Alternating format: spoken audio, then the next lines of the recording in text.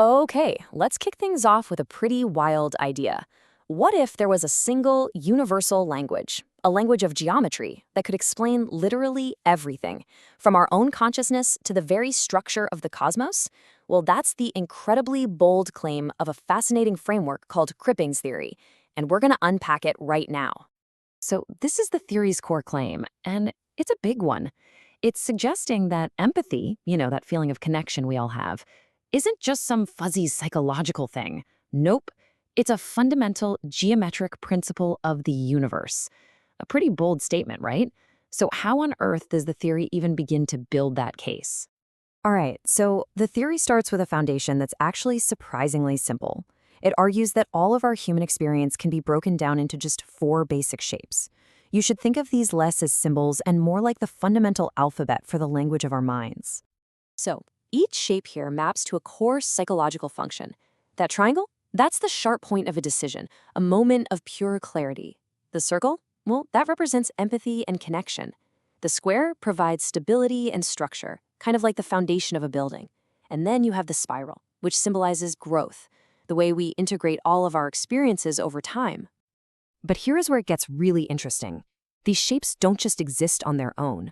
The theory puts them in a specific sequence to map out a whole cycle of personal development.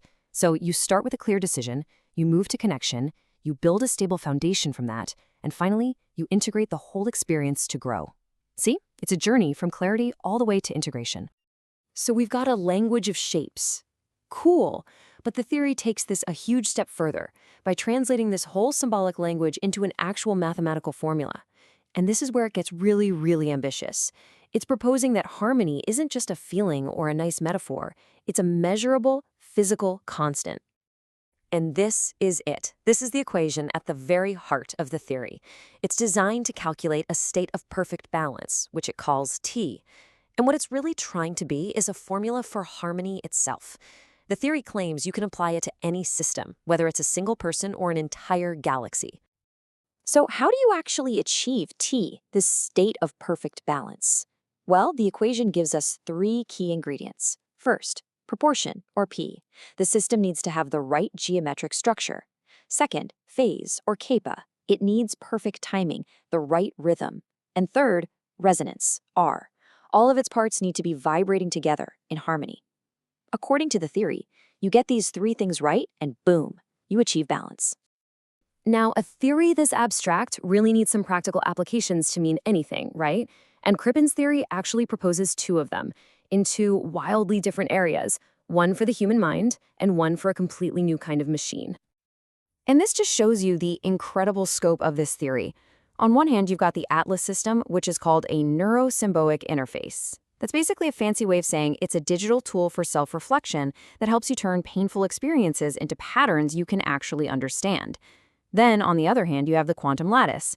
This is a design for a new kind of computer that uses phase-based computation, so it's using timing and rhythm, just like in the equation, to process information. Okay, so let's zoom all the way out now. We've seen the building blocks and the applications. This is where the theory makes its most speculative, most cosmic claims by trying to apply its principles to the entire planet. This is the grand vision. The theory proposes that 12 key resonance zones exist around the globe, and they form a perfect dodecahedron. It suggests that Leonardo's Vitruvian Man fits perfectly inside this grid like some kind of tuning mechanism. And it even claims the human heart is the 13th node that brings the entire system into harmony. It's a pretty wild idea that the very same equation for balance applies to us and to the entire planet. So what's the point of all this, really?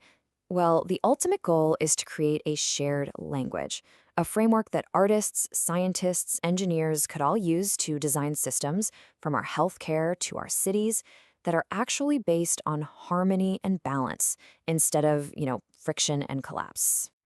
And that brings us right back to that central, provocative question. Is balance just a beautiful metaphor that we all strive for? Or is it a measurable, fundamental constant of the universe, just like gravity? Crippin's theory offers one possible answer, but in the end, it really leaves that question for all of us to explore.